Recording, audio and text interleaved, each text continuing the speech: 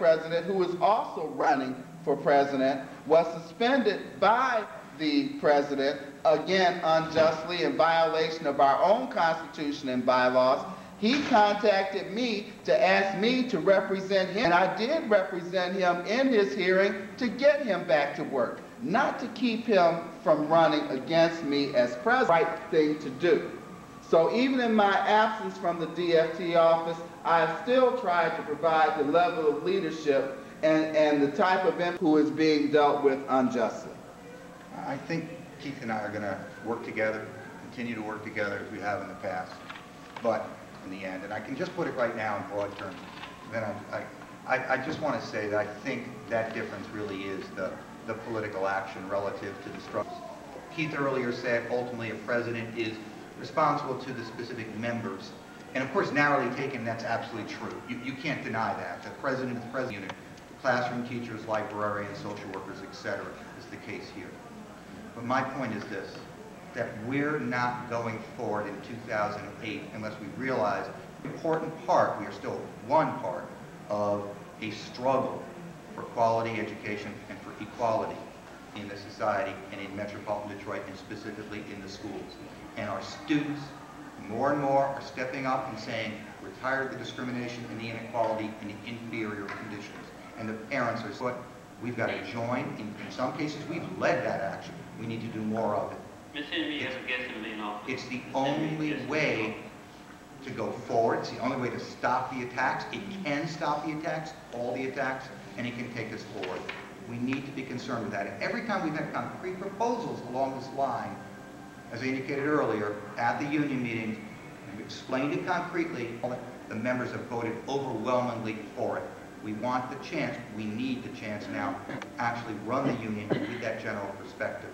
For this union is in dire straits. I won't mince words of that. We are in real dire straits if we maintain a vision that is really a back to the past vision. One of the things, well, ask you a question before, and then I'll make the statement. This is the reason why I came. I'm a counselor here. I've been a teacher for 18 years as a counselor in the last 5 years. And what I've seen happening at a building level is really sickening. I think the union has to be more proactive in working with the district at a building level. Because as a counselor, what I see going on is atrocious. We're operating bare minimum with all these kids here at Western. Just to give you an idea, the trend at Western is always to have the kids. Our trend is always to be around 1,600. And then we're way up. And then we have to wait to get teachers or personnel to come here. By that time, it's too late. You have subs in the classroom, and then the kids are gone. And then we have to wait for teachers. Now, there's got to be some kind of way where the district and the union can look at certain schools in this district and see the ones that are getting the kids and have them prepared right at the beginning for the personnel. And you're absolutely right. And Steve, I'll take this one first. Go ahead, sure, of course. There are two things that I believe are essential to this district moving itself forward. One is that this district must have a forensic audit. A forensic audit will allow the district to have an accurate assessment of every resource that it has, both human and economic. One of the problems that we have faced over the years is that this district, for example, like in the case of Steve and Heather, they're husband and wife, and I don't know if what I'm about to say specifically applies to them, but from the 14 years I was in the union office, I know that both DPS employees. In many instances, DPS is paying a health insurance premium for Steve and paying a health insurance premium for Heather. There should only be one premium paid because they're full family health, and dental and optical. A forensic audit can identify where you are duplicating payments, duplicating costs that you are making. We have a number of situations in which the district budgets for people in positions who are not there. The district budgets for positions for people ability to put into these positions. It is paying for health insurance for people who are dead, people who are retired, people who have left the district. So you need that forensic audit in order to really break down your finances to the bare bone. And then once you've done that, I believe the most effective thing to do is to engage in zero-based budgeting. There are certain things that you know you're going to need in every school. And so you may even start, we're going to need an assistant principal. We know that school is going to have 600 students, so therefore we know we're going to need at least 35 teachers. And you do that with every single school, every single workplace. The essential people first. It is always easier, both for the district and for the employee, to add to rather than take away. Who only has 5 or 6 years, maybe even 8 years now with the district.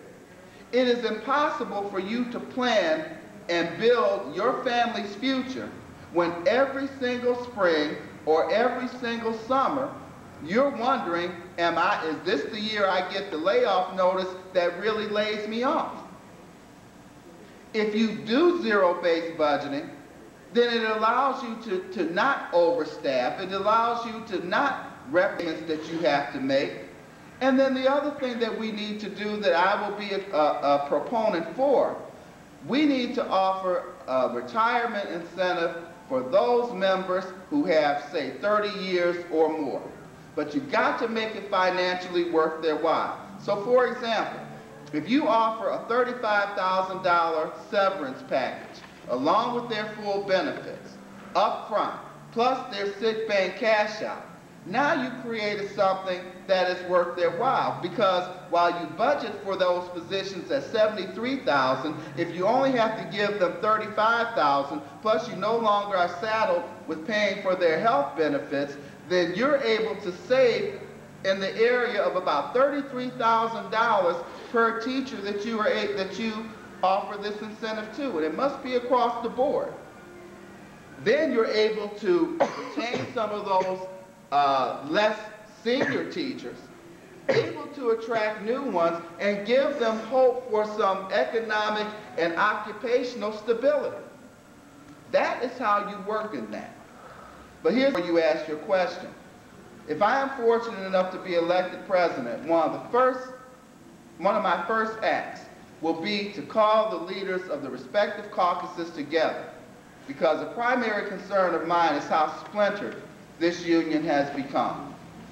The current president has her former executive vice president, or her current executive vice president, running against her, along with a couple of her executive board members. When she ran, she splintered from the existing president and took a couple of exec board members with her. So in the aftermath of that, and I have witnessed this firsthand or been victimized by it, because I was affiliated with the old guard, whenever I want to add my input into moving DFT forward, I was shut out. And what was disappointing about that is that after my side lost the election in 2006, I went around to every one of them and congratulated them and said, okay, look, the election is over, we're now one DFT. But the way that I was treated, and the way many people who were supportive and have been treated, and even some, like Brother Conn here, is DFT plus you. And that is not what a union is all about. Steve should never have had to go to federal court in order to have a remedy for what was done to him. But he had to go there because the union did not back his contractual